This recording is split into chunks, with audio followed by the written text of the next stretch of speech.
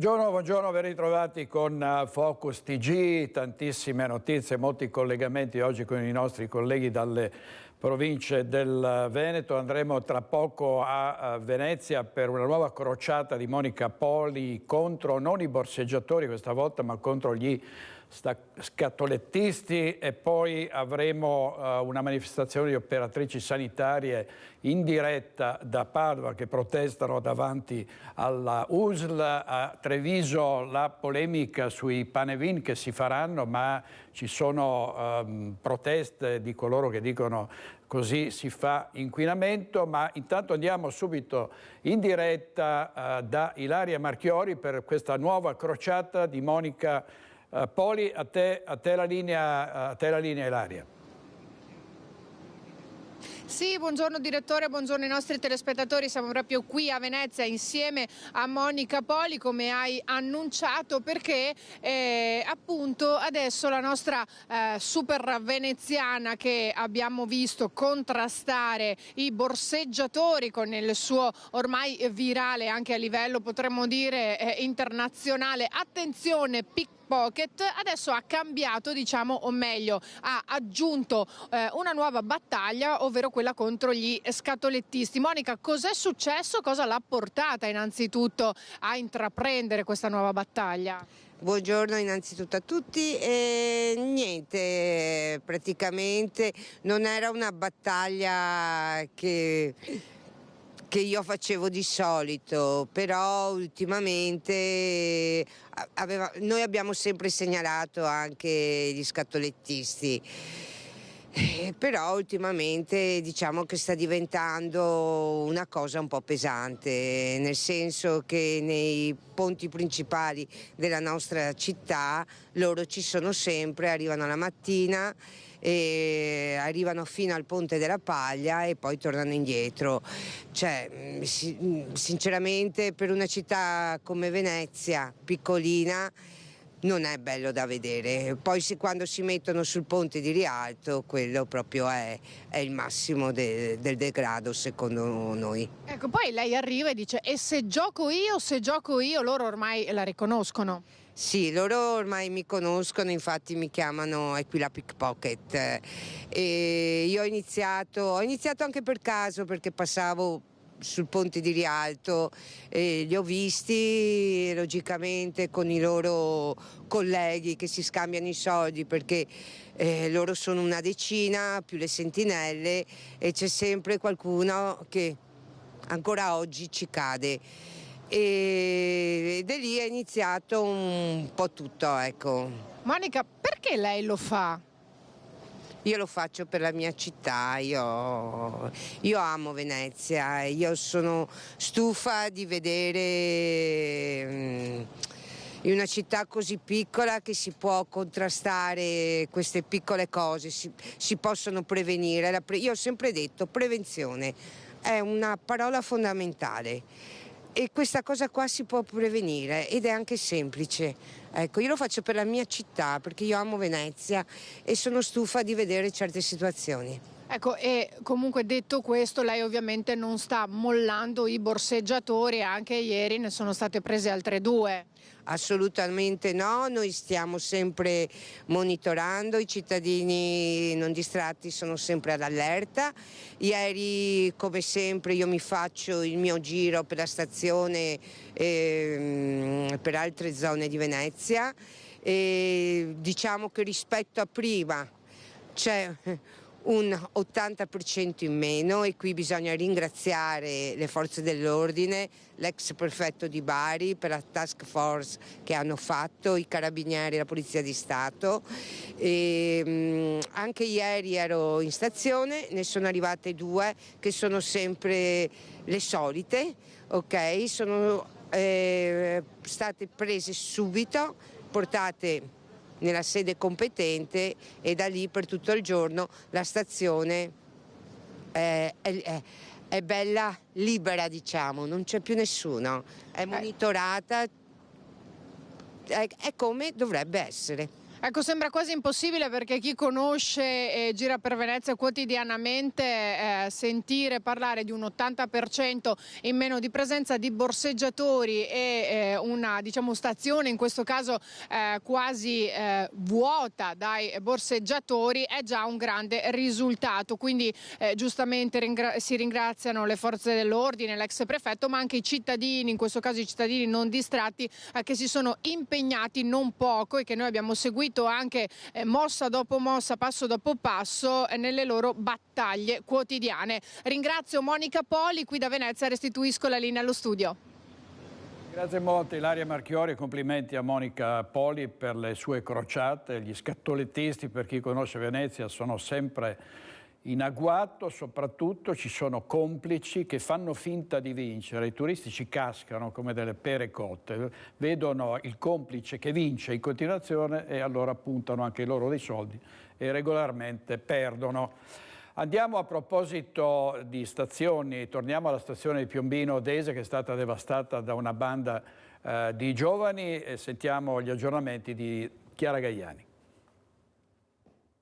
C'era solo il sindaco Cesare Mason nel municipio di Piombino Dese quando ieri pomeriggio hanno suonato alla porta d'ingresso 10 persone. Il primo cittadino si è trovato davanti 4 genitori e 6 giovanissimi, i baby vandali che la notte di Capodanno avevano distrutto i bagni della stazione ferroviaria del comune, causando un danno quantificabile in circa 20.000 euro. È stato raccolto dai primi 6 ragazzi l'appello che Cesare Mason ha lanciato anche attraverso le nostre telecamere. E che si presentano di loro spontanea volontà o da me o dai carabinieri, e tutto si potrà risolvere in maniera tranquilla senza rovinare il futuro di loro figli, che non è il mio obiettivo sicuramente. Ripeto, il mio appello, e potevo anche non farlo, ma il mio appello è stato quello. Siamo stati tutti giovani, tutti abbiamo dei figli 16, 17, 15 anni, tutti possiamo sbagliare, tutti abbiamo sbagliato da giovani, fatevi vivi, c'è una fattura da pagare, però questa volta va pagata. E non la pagheranno i cittadini di Piombino? Non sicuramente. All'appello mancano ancora 4 giovanissimi che hanno tempo un paio di giorni, altrimenti partirà la denuncia penale presso la Procura del Tribunale per i minori, con il rischio, a processo concluso, di essere condannati a più di un anno di carcere. Le immagini della devastazione non lasciano spazio a dubbi. Sanitari fatti esplodere con i petardi, porte divelte, vetri rotti, con i bagni utilizzati da chi frequenta la linea Bassano-Venezia, che resteranno a lungo inservibili. Con i genitori e i primi 6 ragazzi il sindaco ha parlato chiaro: i danni vanno ripagati e lui ritirerà l'esposto depositato presso i carabinieri. Nel frattempo, su richiesta delle famiglie, i 6 ragazzi potranno essere chiamati a dare una mano al comune nei lavori socialmente utili.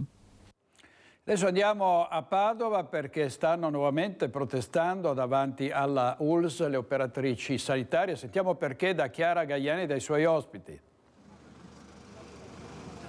Direttore, buongiorno ai telespettatori. Ci troviamo, come dicevi, davanti alla sede dell'ULSS perché si ritengono invisibili, e lo vedete bene dalla maschera bianca sopra il volto della signora che vi presenterò tra poco, le operatrici sociosanitarie che lavorano attraverso una cooperativa nei servizi di integrazione scolastica per bambini con grandi fragilità che frequentano la scuola anche grazie al loro lavoro. Una prima protesta già a novembre. Silvia Cassona, qui adesso chiediamo di togliersi la maschera perché diventa visibile davanti alla nostra telecamera. Perché siete qui, tra l'altro scegliendo ovviamente il 4 di gennaio perché i bambini sono in vacanza? Certo, perché in questo modo noi abbiamo la possibilità di venire a protestare.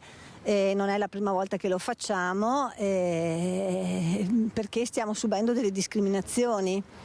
Quali sono le discriminazioni? Le discriminazioni sono più di una, in quanto allora già a partire dal fatto che le nostre colleghe dell'ASL, perché è un lavoro partito dall'ASL, hanno un inquadramento contrattuale in C1.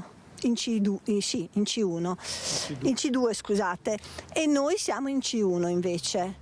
Quindi l'internalizzato, il collega internalizzato ha un inquadramento superiore al nostro. E poi c'è il problema della malattia. Se un bambino disabile che voi seguite non frequenta la scuola perché è malato, tra l'altro sono bambini anche molto fragili, voi non venite pagate. Certo, è così. Noi non veniamo pagate perché abbiamo solo un giorno di copertura quando il bambino è assente. Anche qua una grande discriminazione, in quanto i nostri colleghi di Venezia, che Venezia a pochi chilometri da qua, hanno ben 6 giorni, cioè una settimana contro un giorno. Siamo gli stessi lavoratori, stessa mansione, lavoriamo per la stessa cooperativa. Con dei compiti anche molto particolari, ci racconta che cosa fate? Seguite anche la didattica, ma non solo, praticate delle manovre salvavite ai bambini? Assolutamente sì, noi abbiamo una miriade di mansioni che comunque sono scritte nel regolamento dell'ASL, tra cui quelle anche di fare delle mansioni specifiche sanitarie. Nel mio caso insomma abbiamo fatto aspirazioni orofaringe, la PEG, cioè ci sono bambini che possono frequentare solo grazie al nostro servizio, bambini molto fragili. Che è un servizio davvero prezioso. Allora con loro c'è anche Stefano Pieretti di ADL Cobas, voi avete già incontrato l'US una prima volta, abbiamo sentito a Venezia 6 giorni di copertura per la malattia, l'US di Padova solo uno, pensate sono 400-450 gli operatori sociosanitari, sono soprattutto donne interessate in provincia di Padova. Adesso come vi muoverete? Allora, oggi abbiamo fatto questa iniziativa cercando di penalizzare il meno possibile l'utenza. È evidente che se non avremo risposte da parte dell'USL noi continueremo le nostre iniziative, continueremo con iniziative di sciopero e molto probabilmente anche con iniziative dal punto di vista legale, perché non possiamo accettare che ci sia questo tipo di discriminazione nei confronti di queste lavoratrici. Bene, allora io davvero ringrazio, noi continueremo a seguire questa protesta, ringrazio le mie ospiti, ringrazio Stefano Pieretti, ringrazio il collega Andrea Benetti e da Padova restituisco la linea allo studio. Grazie a Chiara Gaiani e Andrea Benetti. Adesso andiamo al Lido di Venezia perché c'è una svolta nelle indagini sulla morte ancora misteriosa di un bambino di 8 anni. Sono stati indagati 3 medici del reparto pediatria dell'ospedale civile. Sentiamo in diretta telefonica il nostro corrispondente Lorenzo Maier. Lorenzo. Buongiorno direttore, a te e ai nostri telespettatori. Sì, tra pochi minuti alle 12:30 è fissata l'udienza durante la quale il pubblico ministero titolare dell'inchiesta conferirà il mandato ai medici legali per lo svolgimento dell'autopsia sul corpo del piccolo Mattia Quadra, che come giustamente ricordavi è mancato giovedì della scorsa settimana all'ospedale civile di Venezia dopo un malore che lo aveva accolto nella notte. E va detto che ci sono 3 medici in servizio nel reparto di pediatria che risultano essere indagati. Questo per ora è un atto dovuto anche per permettere alle varie parti in causa di nominare i propri consulenti. Nel provvedimento che dispone l'autopsia la procura dice che vi è un sospetto di reato e che quindi occorre procedere all'autopsia che dovrà fare chiarezza sulle cause del decesso, se o meno correlato anche da qualche responsabilità. Autopsia che dopo l'assegnazione dell'incarico verrà eseguita tra domani e al più tardi lunedì all'ospedale All'Angelo di Mestre. Certamente questa è una vicenda che ha gettato nel dolore e nel conforto un'intera comunità, perché la famiglia del piccolo Mattia è molto conosciuta, stimata e ben voluta, e peraltro il bambino è un ragazzino sportivo che non aveva mai dato segnali di un qualche disturbo, per cui un fulmine è completamente a ciel sereno. Per questo la magistratura vuole fare chiarezza. Il pubblico ministero ha nominato come propri consulenti, che quindi eseguiranno l'autopsia, la dottoressa Alessandra Viero e il professor Egidio Barbi di Trieste. Questo è quello che possiamo dirvi fino a questo momento. Ripeto, alle 12:30 è prevista l'udienza e quindi questa sera avremo sicuramente delle novità. Nel frattempo è stata attivata anche una raccolta firme online per chiedere che al Lido di Venezia, ma anche in tutte le isole, possa essere attivato un punto di pronto soccorso pediatrico operativo 24 ore su 24, 7 giorni su 7, proprio perché questa tragedia ha sollevato anche una grandissima onda emotiva e c'è anche la volontà di fare chiarezza, ma di far sì che possibilmente tragedie come questa non abbiano più a ripetersi. Grazie molto a Lorenzo Maier. E purtroppo un'altra vittima di una meningite fulminante, non è la prima volta purtroppo in questa regione, è un 27enne che era originario di Bassano, che viveva a Montebelluna. La tragedia è avvenuta in Toscana ed è scattata la profilassi che riguarda la famiglia che risiede nel Trevigiano e alcuni amici del bassanese. Sentiamo Christian Arboit. Era partito lo scorso 28 dicembre dalla stazione di Montebelluna per trascorrere il Capodanno con la fidanzata in Toscana follonica Carlos Ivan De Altin, 27enne bassanese di origine ma residente da qualche tempo nella città trevigiana. Un periodo di festa che si è trasformato in dramma. Già il giorno dopo, il 29, il giovane ha iniziato ad accusare pesanti sintomi, febbre alta circa 40 gradi e macchie rossastre e violacee sulla pelle, che ben presto da un primo referto si sono rivelate essere delle microemorragie dei vasi sanguigni. Da Massa Marittima De Altin è stato portato all'ospedale centrale di Grosseto, dove le sue condizioni sono precipitate, tanto da trasferirlo nel reparto di terapia intensiva. Qui è spirato il primo giorno dell'anno. Il decesso, in base agli esami di laboratorio, sarebbe da attribuire a una sepsi fulminante da meningococco, ancora in attesa di tipizzazione. Praticamente quindi devono ancora fare tipizzazione del meningococco. Comunque sono stati ovviamente informati subito i contatti stretti, è stata fatta quindi un'indagine epidemiologica sia a Grosseto che qua da noi. La profilassi al momento coinvolge da un lato i familiari a Montebelluna con cui viveva, ovvero la madre e il compagno, dall'altro 3 amici residenti nel Bassanese, dove Carlos aveva mantenuto i rapporti più stretti dopo aver vissuto nella zona di Rosà. Rassicurazioni precise arrivano anche dal sindaco Bordin. Stiamo monitorando la situazione di concerto con l'ULSS, in particolar modo con l'ufficio igiene. Il ragazzo ha avuto dei contatti stretti con poche persone, prevalentemente i familiari, i quali sono già stati sottoposti nei giorni scorsi a profilassi. La profilassi quindi è in corso, ma la cerchia dei contatti di fatto è chiusa. Resta il cordoglio per una morte improvvisa. Io mando il mio abbraccio virtuale e l'abbraccio di tutta la comunità montebellunese ai familiari di questo ragazzo, perché questa è una tragedia ovviamente indescrivibile, quindi questo è il minimo che io possa fare. Il commento del sindaco di Montebelluna, Adalberto Bordin. Purtroppo c'è stato un lutto nel mondo del giornalismo padovano. All'età di 51 anni si è spento Andrea Moretto, caporedattore del TG Padova di Telenuovo. Moretto, giornalista molto conosciuto e apprezzato, corrispondente da Padova per la Gazzetta dello Sport, si è spento a Lecce, dove era stato ricoverato per un problema cardiaco nel giorno di Santo Stefano. Andrea era una persona eccezionale, capace di starci accanto tanto nei momenti di impegno lavorativo quanto nelle vicissitudini personali e familiari. Questo è il ricordo dei colleghi di Telenuovo. Andrea Moretto lascia la moglie Stefania e il figlio Dario, a cui tutti noi di Media Nord-Est ci stringiamo con grande affetto. Fissato per il prossimo 26 gennaio il patteggiamento per l'ex tesoriere del canile di Rubano. È accusato di aver sottratto alle casse del rifugio per animali 796.000 euro.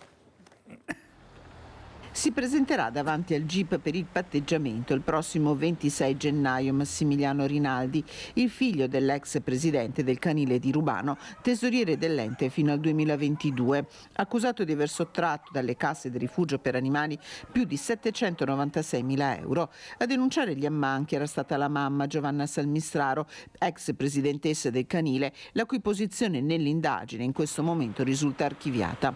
Dopo una denuncia presentata in questura, gli agenti della squadra mobile avevano registrato 14 prelevamenti effettuati dal tesoriere dal 2019 al 2022. Massimiliano Rinaldi, che ha chiesto il rito alternativo al processo, è accusato di appropriazione indebita. Aggredito da un Rottweiler per salvare la sua cagnolina, un giovane è ricorso alle cure dei sanitari, accaduto a Ponte San Nicolò nel Padovano. Si è fatto medicare al pronto soccorso un giovane che a Ponte San Nicolò è stato aggredito da un Rottweiler mentre camminava con la sua cagnolina.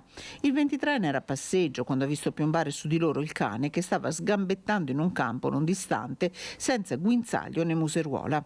Immediatamente il giovane ha tentato di mettere in salvo la sua cagnolina, ma è stato aggredito dal Rottweiler che gli ha provocato 2 profonde ferite al braccio. Per evitare il peggio è intervenuto il proprietario del cane che è riuscito a bloccarlo. Dell'aggressione saranno informati i carabinieri.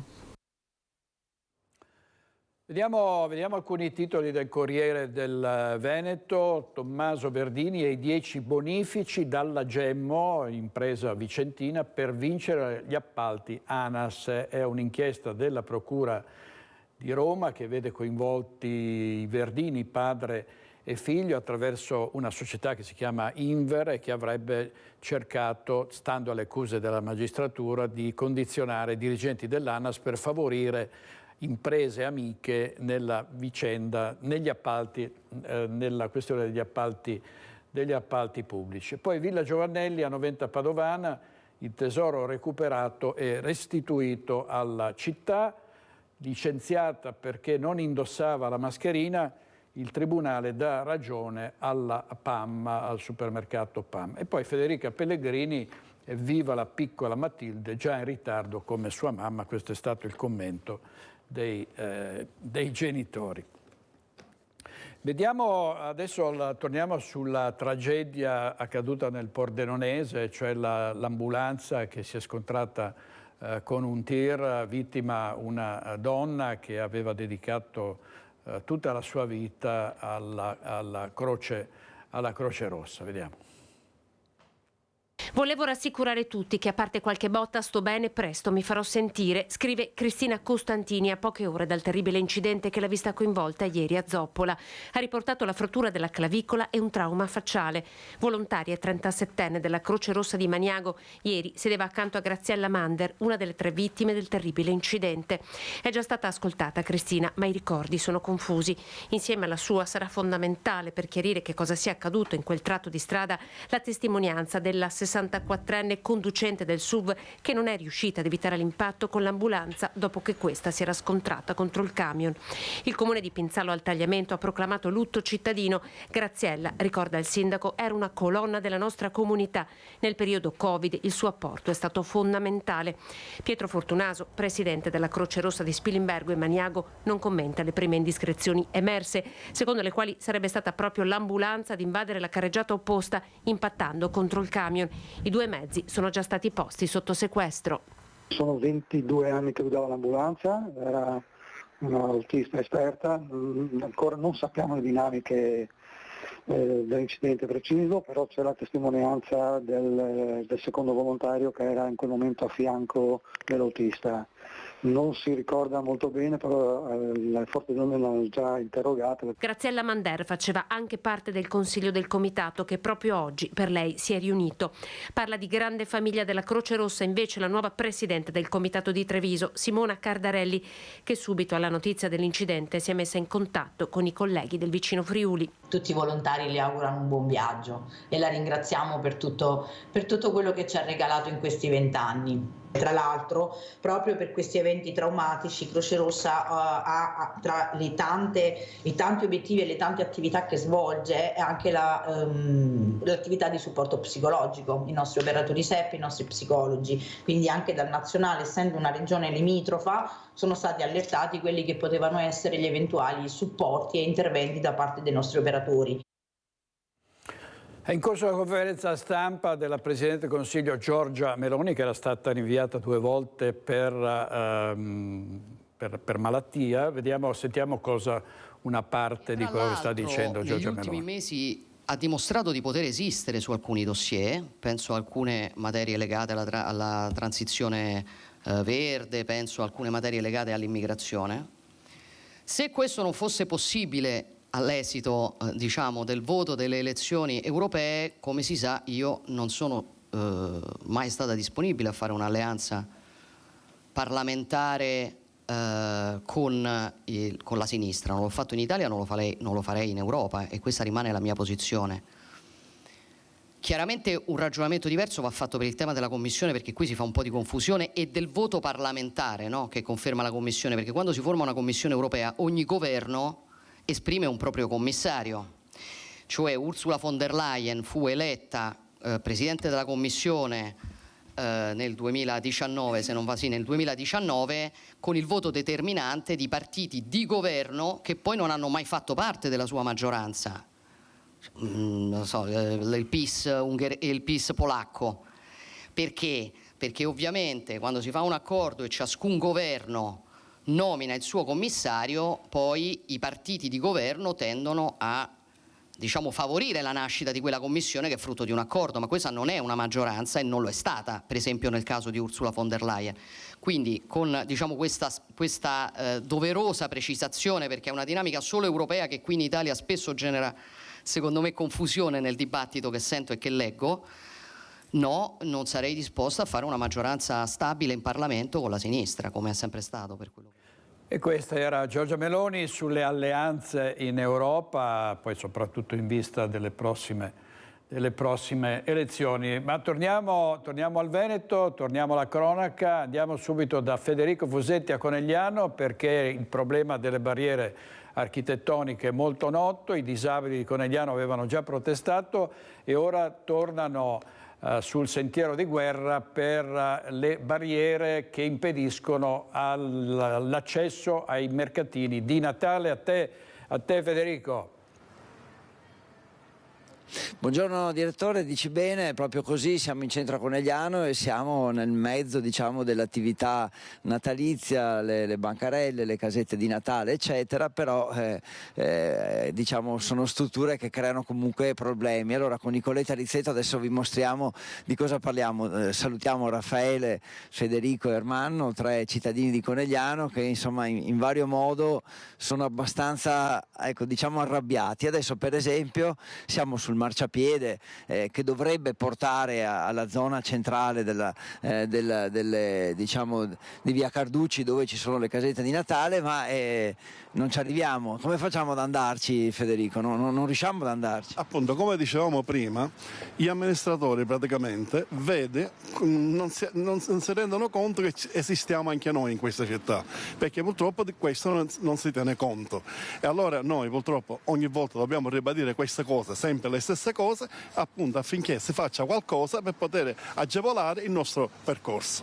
Il nostro compito anche come mezzo di comunicazione, come televisione, è far vedere, e qua si vede benissimo che lei è qui, Federico, e adesso provi ad andare avanti. Va avanti, ma poi dove passa? Non c'è la possibilità di andare oltre, mi pare abbastanza evidente. Raffaele, siete arrabbiati, tanto per cambiare, ma insomma cosa si può fare? Che ci diano ascolto, ma non c'è il minimo di volontà di sentire, purtroppo. Avete provato in tutti i modi? Sì, abbiamo di tutto e di più. Noi siamo andati più volte in giunta, sì, con il nostro legale addirittura, e niente da fare. Questi qua sì, vediamo, sì, qua, là, su e giù, e alla fine, anzi, andiamo sempre peggio. Perché qui veramente questo vuol dire marci contro. Qui c'è un gradino che sembra basso, in realtà sono centimetri, una ventina di centimetri che non vi fanno passare. Come fate ad andare di là oltre questa struttura? Appunto. Impiegando minuti e minuti per fare giri più larghi. Dall'altro lato c'è il passaggio, come potete vedere, ecco, con i passeggini e quant'altro, però per noi è impossibile, impraticabile, è impossibile accedere. Questo vuol dire, cari signori, vuol dire alta discriminazione. Volete mettervi in testa? Nonostante che la legge sul PEV, lo dico per l'ennesima volta, è da quasi 48 anni che esiste, è riconosciuta dall'ONU e quant'altro. Signori amministratori, per piacere. Chiaro, molto chiaro. Sentiamo anche Ermanno, vieni Nicoletta, che Ermanno invece è sulla parte, diciamo, pedonale, ma come ha fatto ad arrivare qui? Facendo un giro più lungo, ovviamente. Per un semplice motivo, ricordando quello che mi ha insegnato la mia psicologa del San Raffaele di Milano. Io non sono handicappato, sono condizionato. e quindi vivo in base alla mia condizione, scelgo strade diverse, non ho alternativa. Non è un po' rassegnazione anche questa? No, è realtà, è prendere in mano la realtà, essere reali. Se non posso fare il giro, andare a sinistra vado a destra, se non posso andare a destra vado al centro. E quindi un po' per la mia tranquillità, per il mio quieto vivere, non posso fare altrimenti. Non siamo preparati alla disabilità. E ci diceva però che anche la sensazione che i cittadini qui a Conegliano, come insomma anche in altre città del Veneto, non siano molto sensibili sull'argomento. No, sono sensibili nel momento in cui capita a loro, questo sì, ma non sono tutti uguali, per carità di Dio, non faccio tutto di un'erba un fascio, ci sono delle persone che hanno una certa sensibilità, ci sono persone che non ce l'hanno, diciamo che la maggior parte delle persone, l'egoismo, oggi l'egoismo è molto comune, è molto concentrato, quindi non facciamo una cosa. Purtroppo abbiamo a che fare con questa realtà e in questa realtà noi viviamo. Io vivo in questa realtà, mi sono trovato in una sedia a rotelle e devo scoprire un altro mondo. E sto scoprendo un altro mondo. Grazie Ermanno, grazie a Raffaele e a Federico. Direttore, insomma io credo che invece il nostro compito sia quello di grazie, di sensibilizzare, insomma comunque mostrare, perché è il nostro compito, e poi sperare che le cose cambino o comunque insomma che ci sia una maggiore sensibilità. Naturalmente andremo anche dal sindaco prossimamente per chiedere una risposta. Direttore, se non hai domande. Grazie Federico, grazie molte, senz'altro andremo a portare questa protesta anche al sindaco Fabio Chiesse e salutiamo i nostri amici disabili di Conegliano. Andiamo avanti con la cronaca nera. È stato espulso dall'Italia dopo che gli è stato revocato il permesso di soggiorno un cittadino moldavo accusato di continui maltrattamenti ai danni della moglie. Sentiamo. Espulso dall'Italia e accompagnato alla frontiera aerea di Bergamo, sono stati gli agenti della questura a eseguire il provvedimento nei confronti di un cittadino moldavo di 37 anni condannato per le violenze e i maltrattamenti nei confronti della moglie, una connazionale di 36 anni. Entrato in Italia nel 2007, l'uomo aveva ottenuto un permesso di soggiorno per lavoro subordinato che gli è stato revocato a seguito di una condanna della Corte d'Appello di Bologna emessa nel gennaio 2023. A partire dal 2016 il moldavo, a causa della forte gelosia, aveva ossessionato la compagna controllando chi frequentava, seguendola, arrivando poi a picchiarla e ad abusare di lei nonostante la donna avesse tentato di respingerlo. Dopo le denunce della moglie, l'uomo è stato condannato, da qui la revoca del permesso di soggiorno e l'espulsione dall'Italia. Hanno visto a un certo punto una quindicenne stesa a terra lungo la strada, l'hanno notata alcuni automobilisti nel pomeriggio ieri a Valdobbiadene, hanno chiamato subito i soccorsi, la ragazzina era in stato confusionale, non sapeva spiegare il motivo del gesto e davvero è stato un gesto che ha messo a rischio la sua vita. L'ambulanza del SUEM l'ha portata in ospedale per gli accertamenti sanitari e sul posto si sono recati per le indagini anche i carabinieri. Lavoratori in nero, blitz della Guardia di Finanza in un laboratorio tessile di Rossano, Veneto.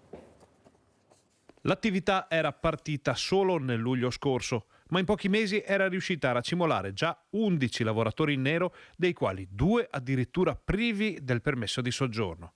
Lo hanno scoperto i militari della Guardia di Finanza di Vicenza, che nei giorni scorsi hanno sottoposto a un controllo un laboratorio tessile di Rossano Veneto, riconducibile a una ditta individuale di un cittadino cinese.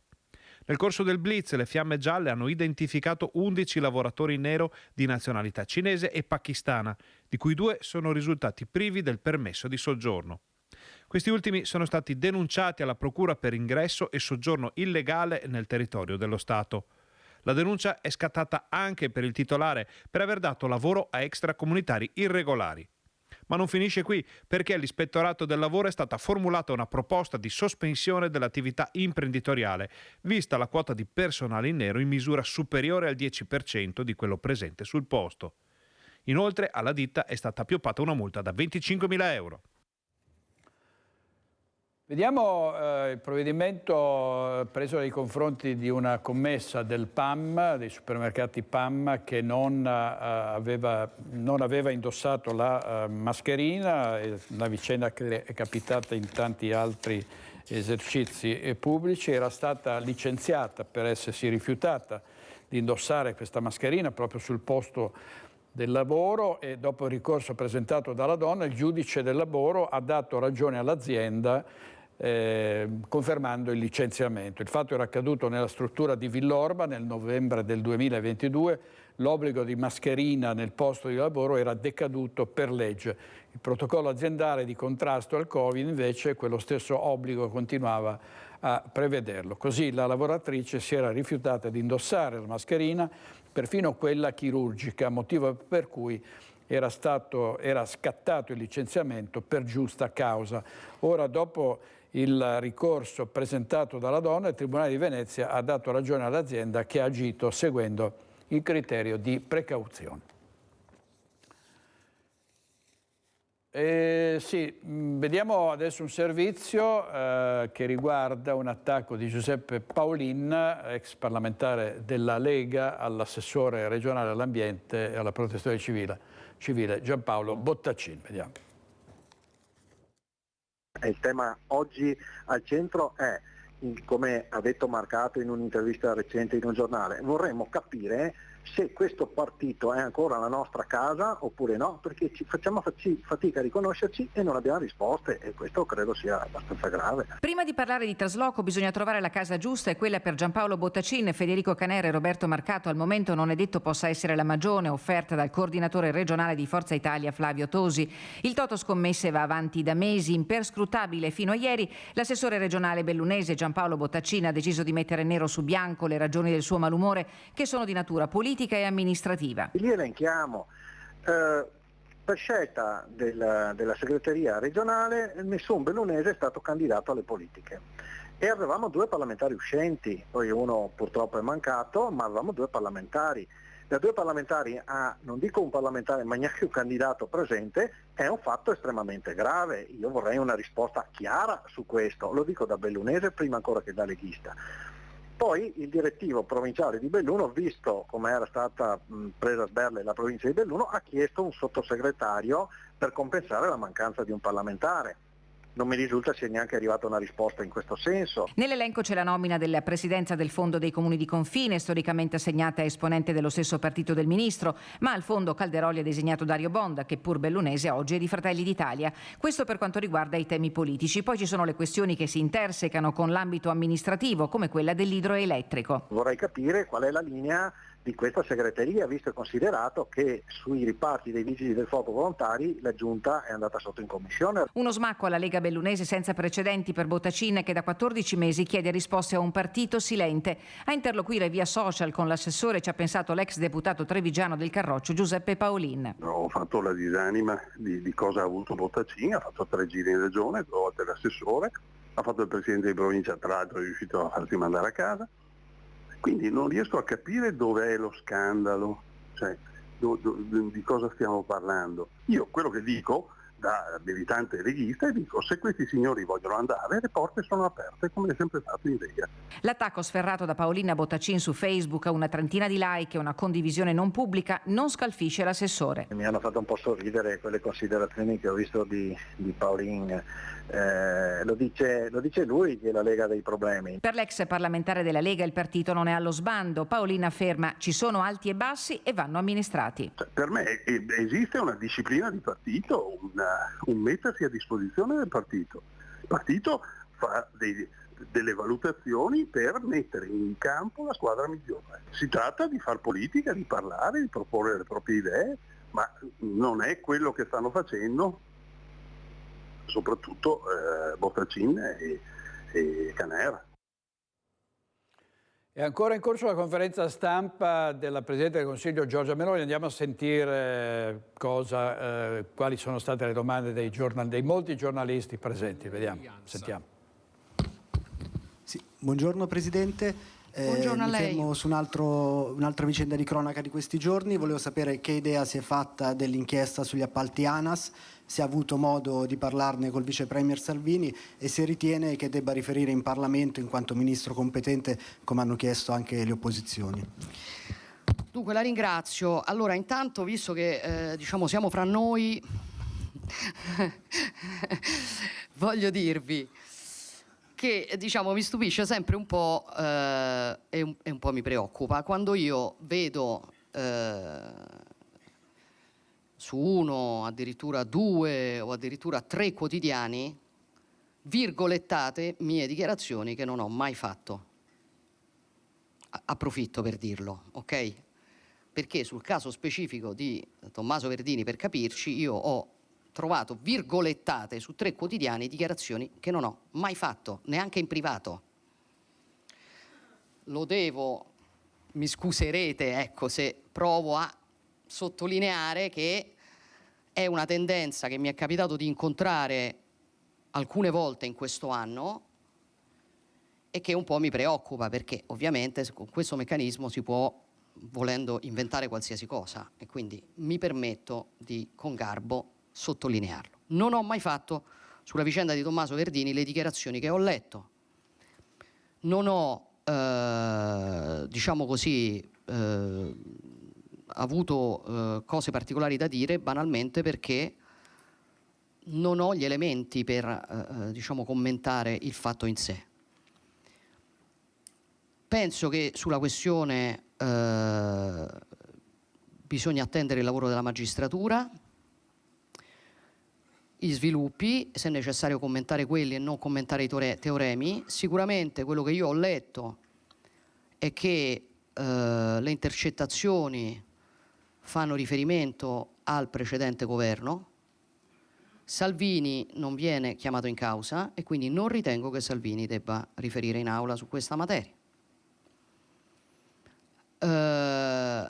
Penso che si faccia sempre un errore quando si tenta di trasformare un fatto come questo in un caso politico, in questo caso ovviamente contro il governo.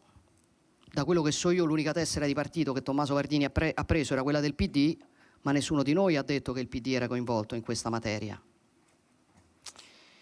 E voglio approfittare per ribadire che chi mi conosce sa bene che cosa io pensi di questioni che riguardano eventuali affaristi e compagnia cantante. Non mi risulta di essere mai stata una persona su questo particolarmente comprensiva. Mi pare che con questo governo affaristi, lobbisti e compagnia cantante non stiano passando un bel momento e non escludo che diversi degli attacchi scomposti che arrivano alla sottoscritta e a questo governo siano anche figli di questa dinamica. Questo è quello che penso, in generale della materia, di chi pensa che si possano fare affari con lo Stato italiano. Sul caso specifico di Tommaso Verdini, ripeto, non ho gli elementi per giudicare la vicenda, penso che vada come tutte queste vicende giudicata a valle, se ci saranno dei risvolti politici e non a monte, e non mi pare che Salvini sia stato chiamato in causa nei documenti che ho letto. Questa era la Premier Giorgia Meloni in diretta durante la conferenza stampa di oggi su tanti temi e ha parlato, gli è stato chiesto anche dell'inchiesta sulla l'Inver dei 2 Verdini, padre e figlio, che avrebbe cercato di ottenere dei favori da funzionari dell'ANAS in cambio di avanzamenti di carriera ed altre prebende, questo per favorire imprese amiche nelle gare pubbliche per gli appalti. Quindi ne abbiamo parlato ieri sera, è stato giusto sentire cosa ha detto oggi la Premier a riguardo. Adesso dovremmo essere in grado di andare, voltiamo pagina, lasciamo la politica per il momento, ma non del tutto, perché è uno scontro politico anche sui Panevin. A Treviso si è deciso comunque di farli e quindi ci sono polemiche perché molti dicono, ma rimane allora il rischio inquinamento. Andiamo in diretta da Lucio Zanato.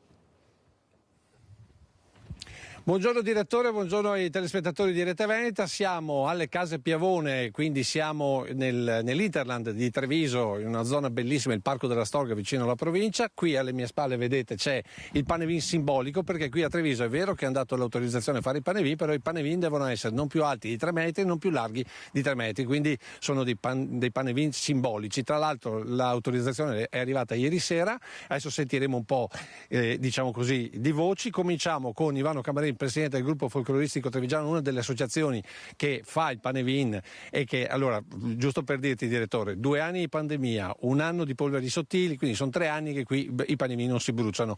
Il vero rischio è che poi che domani sera non si brucino comunque, ma lo diremo dopo. E allora intanto soddisfazione, perché teoricamente si dovrebbe tornare. Sì, assolutamente soddisfazione, avremo un panevin che brucerà di gioia, perché come hai detto dopo 3 anni riusciamo a rifare pienamente la vera tradizione, sappiamo quant'è radicata nel nostro Veneto e sappiamo cosa significa il panevin, trarre auspici, e quindi per il buon anno del 2024, se posso dire, ricordiamoci, se faive va a mattina toemo a Caliera e andiamo a Farina, se va a sera se piena a Caliera. Ecco, però voi dite, al di là della Caliera, ci sono di pesi e misure diverse, perché direttore va detto che qui il panevin è di 3 metri, andiamo in un altro comune qui vicino, per non dire Carbonera, e lì il panevin è molto più alto, e allora? Sì, non capiamo, essendo tutti in una comunità, Regione Veneto, perché ci sono queste differenze dette da noi, insomma, sarebbe utile avere per tutti Siete un po' invidiosi di Arcade? Non lo so, noi facciamo la vera tradizione, probabilmente Arcade avrà tutta un'altra concezione di vedere il panevin. Qua da noi, dal gruppo folcloristico Museo Etnografico, è la vera tradizione, perché raccontiamo la tradizione, lo facciamo a dimensione di tradizione, e quindi non si mette in confronto. No, non si mette in confronto, però insomma dai, Arcade è molto più alto, poi c'è sempre la polemica di sempre, direttore, te la ricorderai anche tu, Arcade è panevin commerciale, invece gli altri sono panevin della tradizione. Questo per dire quanto un tema come il panevin sia divisivo. Perché? Perché ad esempio l'assessore Manera intanto ha dovuto chiamare tutte le associazioni ieri sera, una per una, spiegandogli le regole, eccetera eccetera, e poi anche perché qualcuno dice forse era meglio farne uno solo e farlo grande anche per Treviso.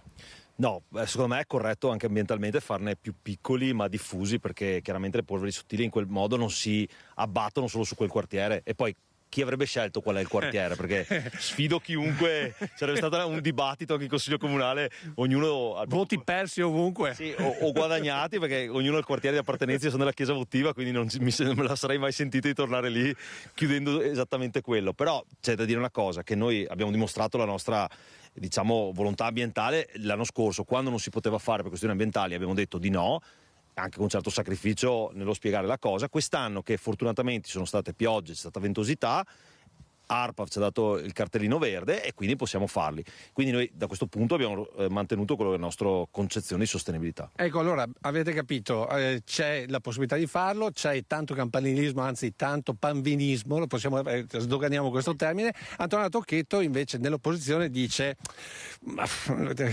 potremmo anche inventarci qualcos'altro, perché sennò questi polveri sottili non ci fanno respirare. Lei poi tra prima, adesso vi svelo una cosa, lei poi prende vacca e andare a respirare, perché qui non ce la fa più.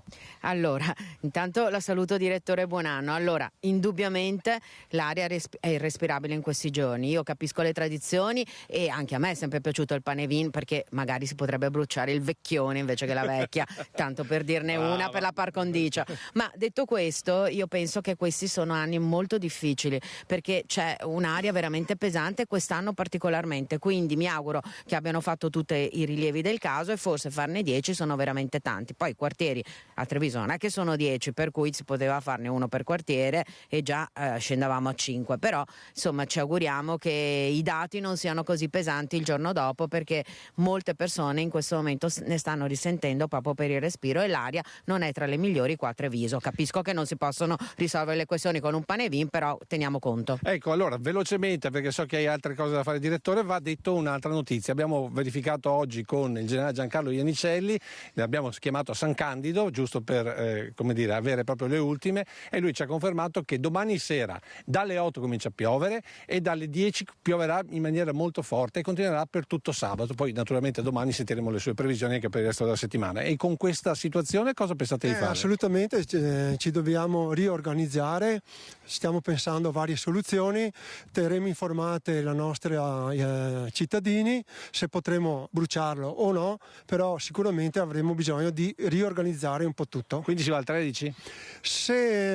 L'idea sarebbe questa, di andare al 13 se poi ci sarà la possibilità. Insomma. Ecco, direttore, va detto che al 13 pare ci stiano pensando già tutti i panevin della zona di Fontanelle. Abbiamo un contatto con il sindaco Morina Sessolo e giusto per intenderci la zona di Fontanelle è quello del panevin di Soler, che è il primo che viene acceso, e quindi può darsi che tutto questo venga spostato al 13. Allora torno qui ai nostri due consiglieri per dire: allora facciamo il 13 e poi loro non ve lo vogliono chiedere, ma se lo spostano al 13 bisogna rifare tutte le carte.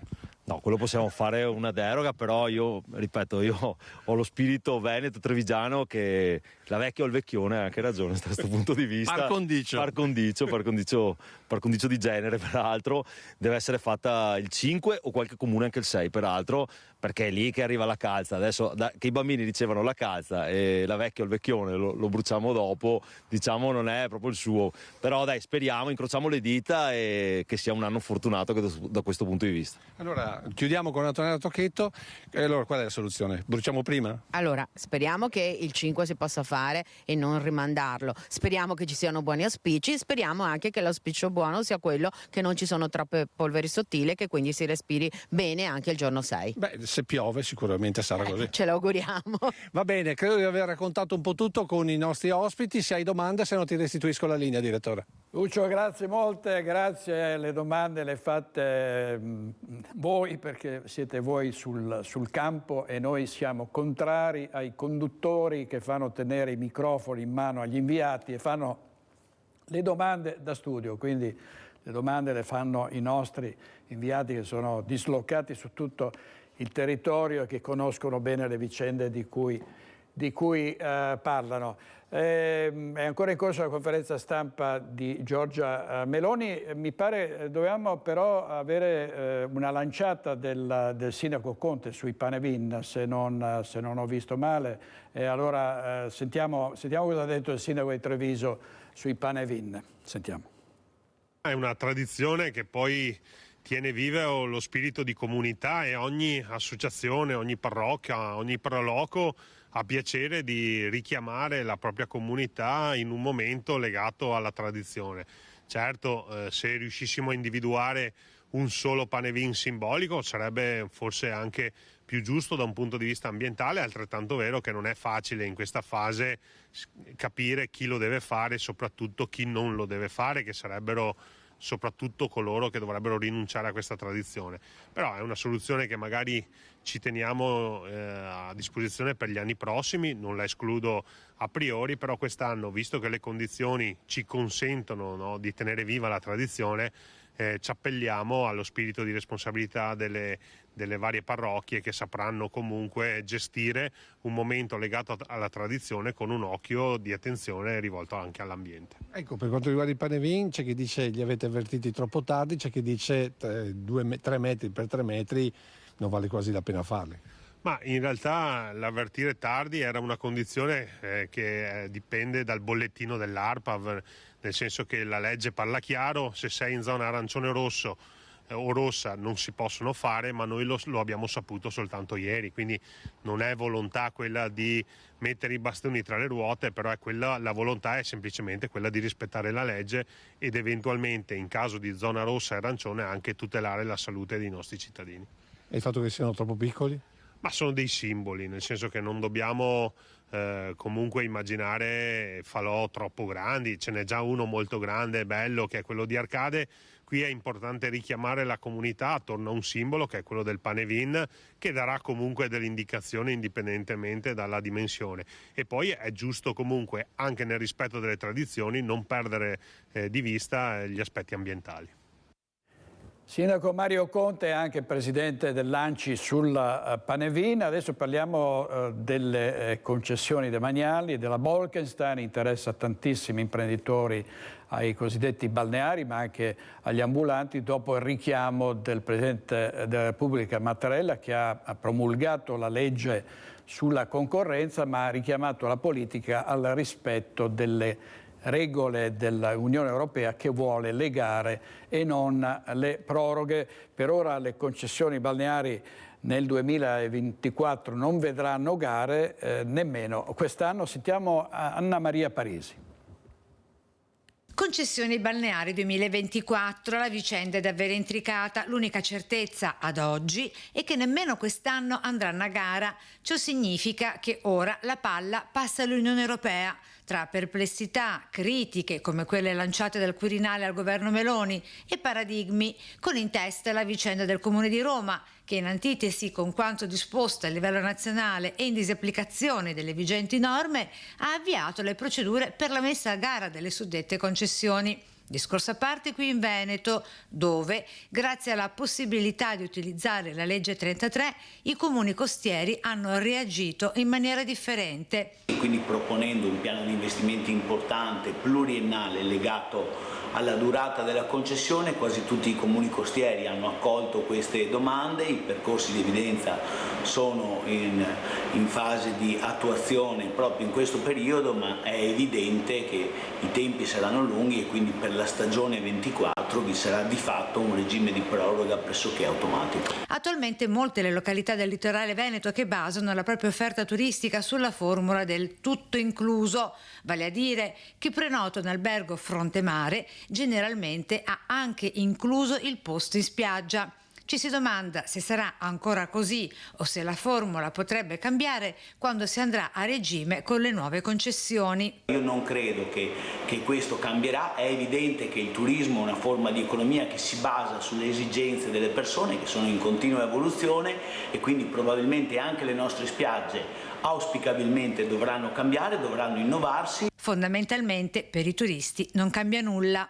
La stagione di svolta probabilmente sarà quella successiva, presumibilmente per la stagione 24 non vi saranno cambiamenti particolari. Le spiagge del Veneto anche per il 24 saranno organizzate e pronte ad accogliere i tanti turisti che continueranno sicuramente a premiarci, esattamente come è stato sin qui.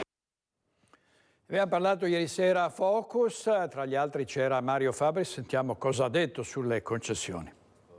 Io vorrei capire perché l'Europa non è solerte Spagna, Portogallo, Francia, Olanda, Belgio, Germania, Danimarca, tutti i paesi baltici e anche la Svezia, tutte hanno spiagge. Perché vogliono appropriarsi di quelle italiane?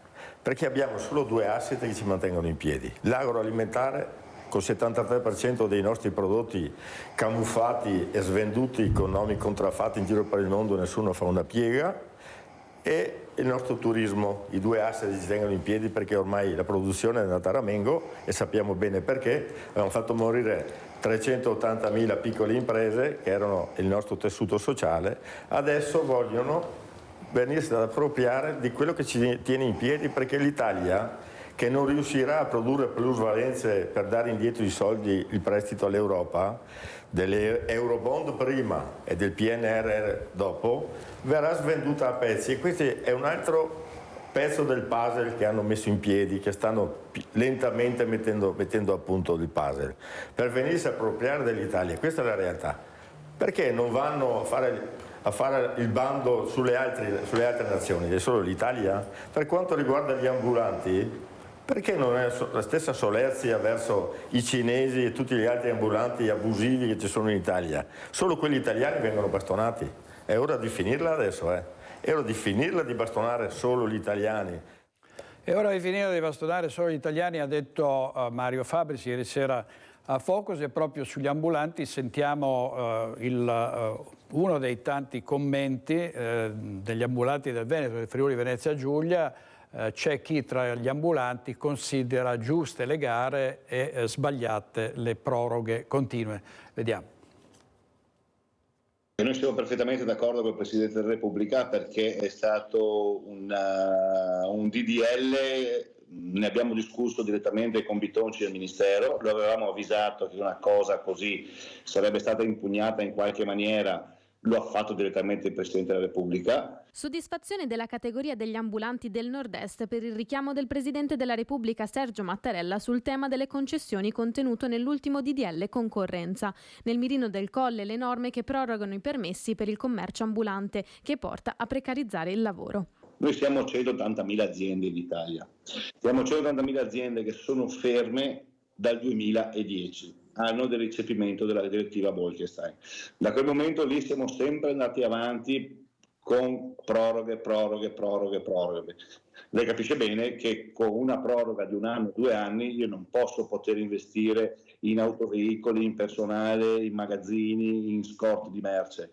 Devo vivere la giornata. Una direttiva del 2010, la Bolkestein, che mira a disciplinare la concorrenza all'interno di uno Stato, nata per regolamentare i settori legati alle concessioni pubbliche, commercio ambulante, gestione di aree balneari, e nei quali le continue proroghe, come quella stabilita dall'ultimo disegno di legge, stanno di fatto rendendo complicati gli investimenti a lungo termine degli operanti nel settore. Conseguenza di tutte queste proroghe, i mercati si stanno svuotando perché nessuno, piuttosto di investire al buio, preferisce cambiare mestiere.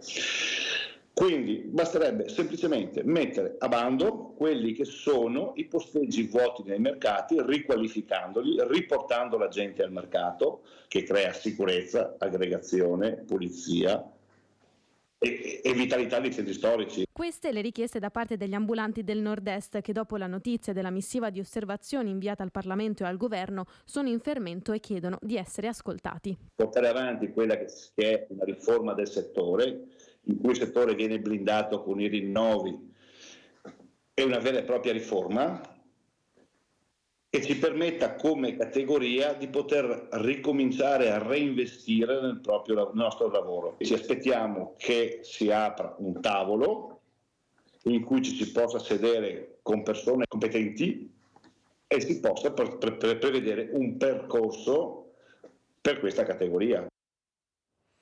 Servizio di Edi Kaliman, in regia oggi Renato Capoia e Andrea Basso. Andiamo in pubblicità 2 minuti e poi torniamo subito da voi. Grazie.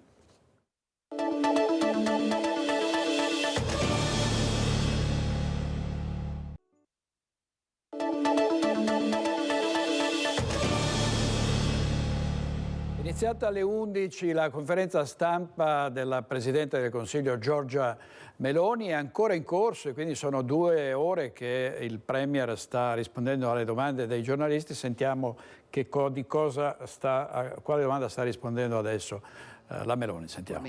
Penso che ogni caso vada valutato singolarmente, vada valutato a valle, no, di alcune certezze, non sulla base di ricostruzioni, teoremi o sulla base di un'indagine, oppure sul tema della questione morale basta che stabiliamo le regole d'ingaggio. Perché? Ok, io vengo raggiunta da una appassionante lettera di Giuseppe Conte che mi dice che per una questione di opportunità io devo fare dimettere tutte queste persone che sono state, alcune raggiunte da avviso di garanzia, alcune neanche raggiunte da avviso di garanzia, cioè, perché altrimenti c'è una questione morale. Non è una novità, nel senso che il Movimento 5 Stelle ha sempre chiesto le dimissioni di tutti quelli che venivano raggiunti da un avviso di garanzia, con una eccezione: gli esponenti del Movimento 5 Stelle. Giuseppe Conte è stato indagato, non si è dimesso. Virginia Raggi è stata indagata, Giuseppe Conte l'ha sostenuta con fermento alla ricandidatura a sindaco. Beppe Grillo è stato indagato e Giuseppe Conte gli ha fatto la solidarietà. E 2 giorni prima di scrivere la lettera con la quale Giuseppe Conte mi chiede di dimostrare che non è una questione morale, facendo dimettere tutti per varie ragioni, nomina vicepresidente del partito una persona condannata in primo e secondo grado. Adesso lo dico per dire cosa. lo dico per dire che io non ho chiesto le dimissioni di questa gente. Quando è accaduto, non ho chiesto le dimissioni di Giuseppe Conte, per capirci, perché credo che queste cose si valutino a valle e non a monte, ma credo anche che non si possa avere per gli altri un metro diverso da quello che si ha per la propria classe dirigente, perché questa idea per la quale a sinistra, generalmente intesa, si è garantisti con i propri e giustizialisti con gli altri, garantisti con i propri ai massimi livelli, cucce del cane comprese, e con gli altri giustizialisti, è un meccanismo che non funziona e che io non ho applicato in passato. Quindi prego di non farmi lezione, non dico a lei in questo caso, sto rispondendo al dibattito politico che ho sentito, prego a lei, diciamo alla sinistra, di non farmi le lezioni di morale. Dopodiché, quando io dovessi avere la certezza che alcune persone non si sono comportate come si dovevano comportare, non si preoccupi che interverrò, esattamente per quello che ho detto prima. Ma non sono decisioni che si prendono senza avere tutti gli elementi del caso, e i casi vanno valutati uno ad uno e non costituiscono un unico grande calderone in cui si mette qualsiasi nome sia stato sparato sui giornali, perché non è la mia idea di Stato di diritto. La mia idea di Stato di diritto è aspettare il lavoro della magistratura. La mia idea di segretario di partito o diciamo di capo del governo è quella di avere gli elementi per valutare caso per caso, e con la fermezza che su questo tema mi ha sempre contraddistinto, all'esito delle certezze che ho, a prendere le mie decisioni. Grazie. Gaia Tortora, TG La 7. Buongiorno Presidente, provo a restare sul piano politico e sulla frase che lei ha detto poco fa rispetto alla vicenda ANAS. Lei ha detto penso che gli attacchi a questo governo siano anche figli di queste dinamiche, no? Spiegando anche il passaggio su Verdini, sugli affaristi, sulla tessera del PD, su tutto quello che ci ha detto. A me è venuto in mente quella famosa frase che tra l'altro disse a Paolo Celata di corsa una sera: non sono ricattabile. Quali sono i suoi rapporti con gli alleati di questo governo? Perché ci sono alcune frizioni, alcune divergenze, dal super bonus per l'appunto agli extra profitti, fino ad arrivare appunto anche a questa vicenda dell'ANAS e di Salvini, che per carità lei ha già risposto da questo punto di vista. Però a me è venuta in mente quella frase: non sono ricattabile. Ce la può spiegare meglio? Il riferimento a quello che in diretta di Giorgia Meloni attraverso il Fatto Quotidiano. Adesso vediamo la sanità veneta sempre più in affanno, mancano medici e infermieri, l'allarme del sindacato Nursind che chiede urgentemente miglioramenti salariari e di organizzazione del lavoro. In Italia la percentuale di infermieri ogni 1000 abitanti è di 6,2 unità, un valore che mette il nostro paese al quartultimo posto in Europa. È il primo dato critico messo in risalto dal sindacato Nursind nel suo bilancio annuale, derivato dall'analisi sul rapporto Osservatorio Conti Pubblici Italiani dell'Università Cattolica. Un valore medio nazionale confermato anche per il Veneto, che per la nostra regione rappresenta un'ulteriore criticità. Abbiamo un rapporto infermieri ogni 1000 abitanti che è di seconda fascia e non di prima.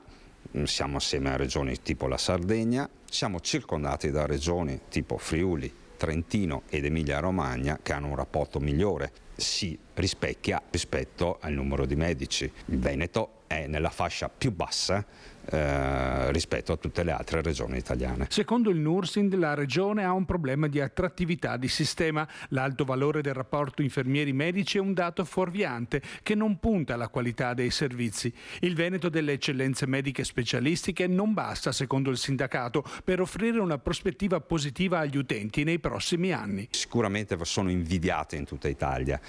Quello che ci preoccupa veramente è quello che succede prima e dopo questa atto di eccellenza che non regge, non c'è la presa in carico.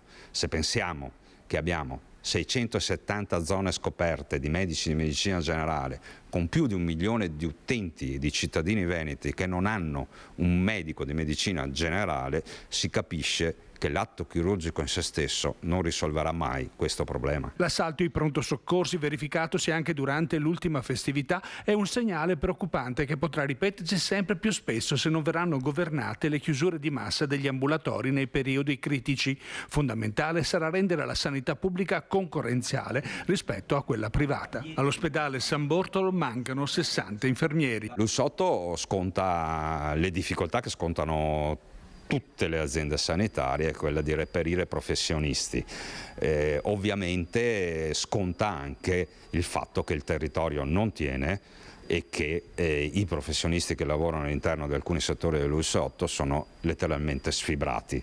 Più di qualcuno sceglie la strada del privato. Un dato certo è la questione salariale, nel senso che bisogna intervenire in qualche modo sugli stipendi e sull'organizzazione del lavoro.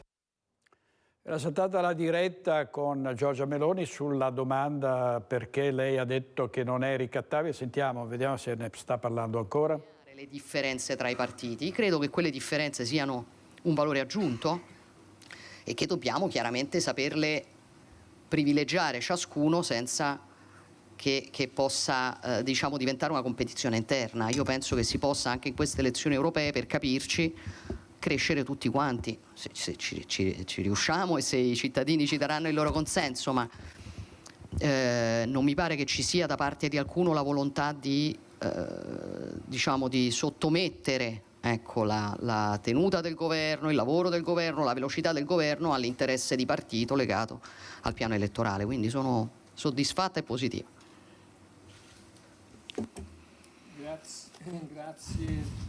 Grazie Roberto Sommella, Milano Finanza.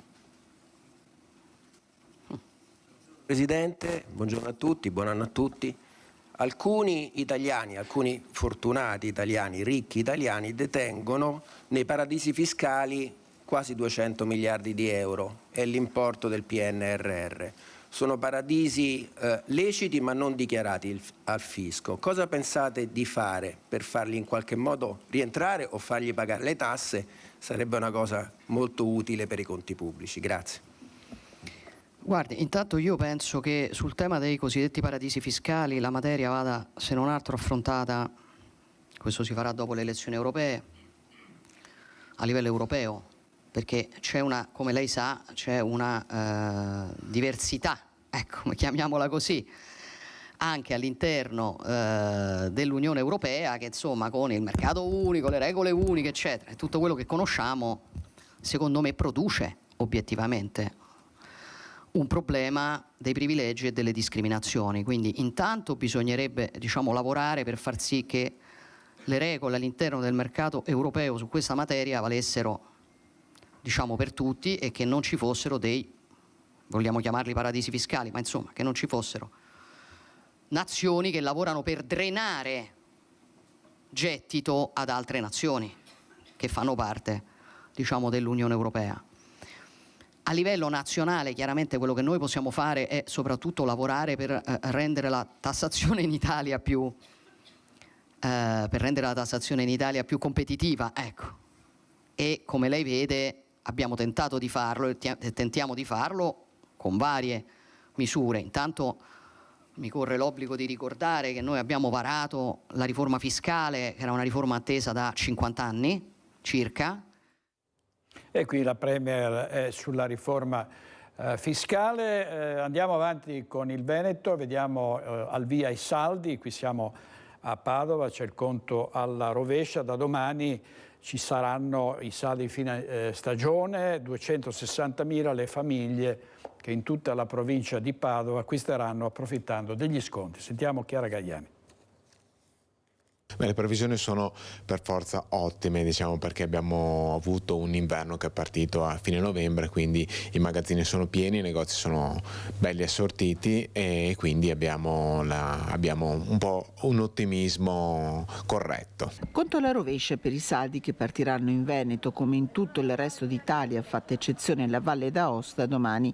Ottimisti commercianti che prevedono un aumento degli incassi del 7% rispetto al 2023. Abbiamo abbiamo calcolato un po' di più della media nazionale, quindi a Padova e in provincia e nel Veneto 145 euro pro capite di spesa sui saldi, quindi è un dato che dà un più 7% rispetto al 2023 saldi e quindi ottimo.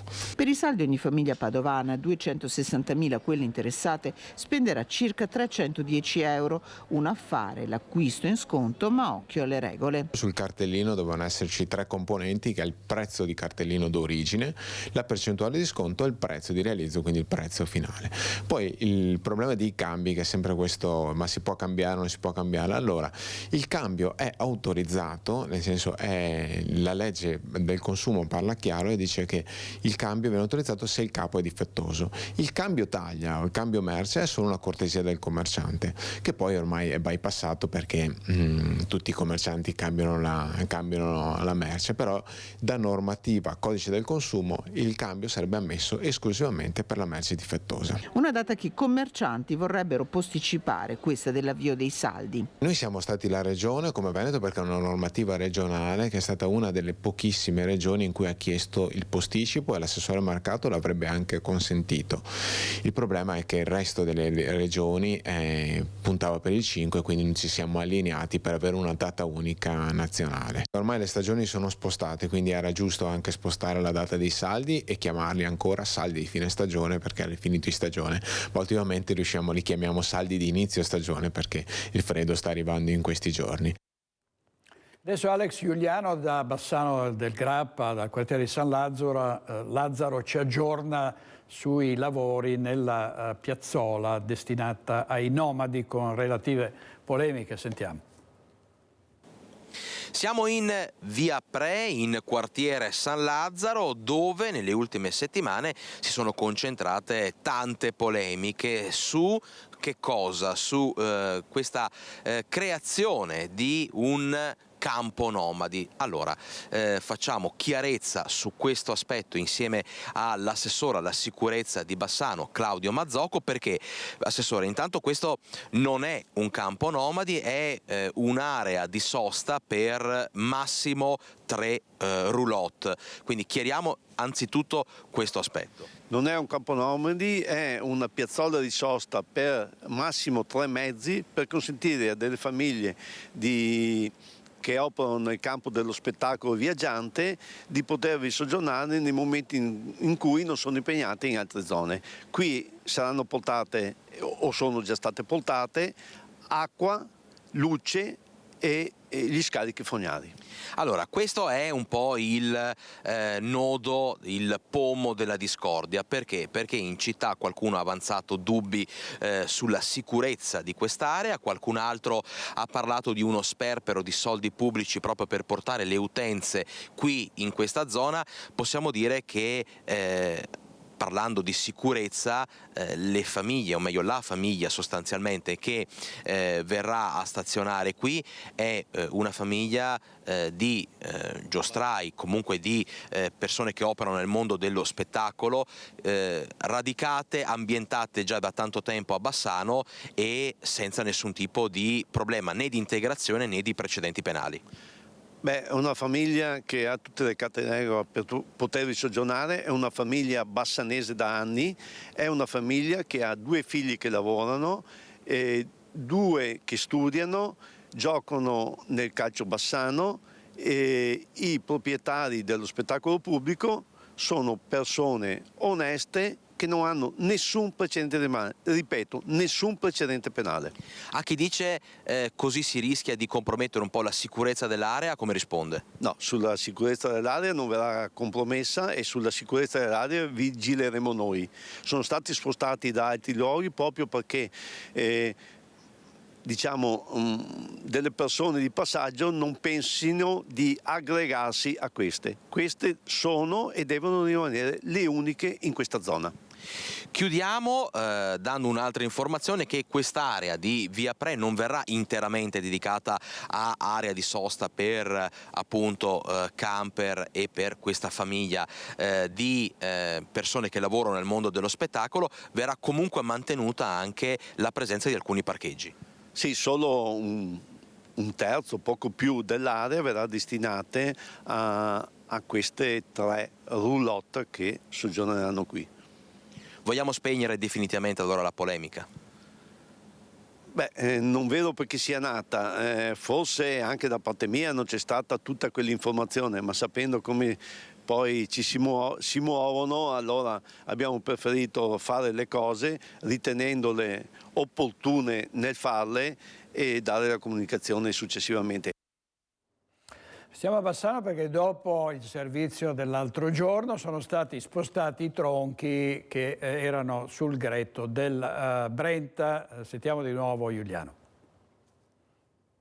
Il nuovo anno inizia con una promessa mantenuta, ma soprattutto una buona notizia per Bassano, per i bassanesi e per la sicurezza del Ponte Vecchio, perché come potete vedere alle mie spalle i 2 tronchi che per oltre 2 mesi sono stati spiaggiati lungo il Brenta, questa mattina sono stati rimossi e adesso verranno tagliati e trasportati da un'azienda incaricata dall'amministrazione comunale per essere poi regolarmente smaltiti. Le operazioni si sono velocizzate, sono state rese necessarie proprio in questa giornata perché nel weekend le previsioni meteo danno piogge copiose in tutta la zona e proprio le piogge, la Brentana, il meteo era uno dei fattori che avrebbero potuto creare delle situazioni di pericolo e di distacco dei tronchi dalle rocce del Brenta dove erano ancorati. Ebbene, operai al lavoro e Bassano può tirare un sospiro di sollievo. E andiamo a Vicenza dove in Viale Risorgimento entra nel vivo il cantiere della nuova ciclabile. L'assessore Spiller dice contribuirà a completare la rete delle ciclovie urbane, ci dice tutto Luisa Bertini. Assicurare il collegamento ciclabile tra la zona della stazione e l'università in Viale Margherita, il nuovo tribunale a Borgo Berga e la ciclabile Casarotto della Riviera Berica. È l'obiettivo del nuovo tratto di ciclabile in via di realizzazione in questi mesi lungo Viale Risorgimento. Si tratta di una pista con uno sviluppo complessivo di 620 metri da Viale Dalmazia a Viale Margherita. Intervento che contribuisce a completare la rete delle piste ciclabili in ambito urbano, volto a mettere in sicurezza i ciclisti in una strada trafficata e a più corsie. La ciclabile di Viale Risorgimento ha visto praticamente la chiusura del primo punto critico, che era la passerella ciclopedonale che da Santa Caterina e da Viale Margherita porta appunto in Viale Risorgimento. Si procederà nei prossimi mesi con l'allargamento del marciapiede lungo tutta Via Risorgimento per poi portare fino a Campomarzo in Viale Retenio, quindi si creerà nel giro di qualche mese una nuova viabilità ciclistica in una zona molto pericolosa perché è frequentata da molti veicoli anche di grosse dimensioni e che ha avuto negli anni scorsi anche incidenti molto pericolosi, alcuni di questi anche mortali.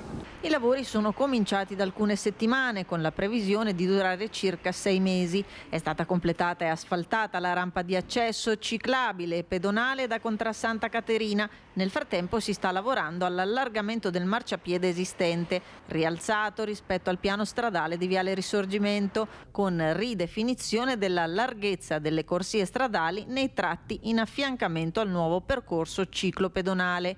È previsto anche un arretramento della recinzione e del muro di confine in corrispondenza con l'ex chiesa di San Silvestro. L'importo complessivo dell'opera è di 400.000 euro. Altri 2 minuti di pubblicità e poi torniamo con voi.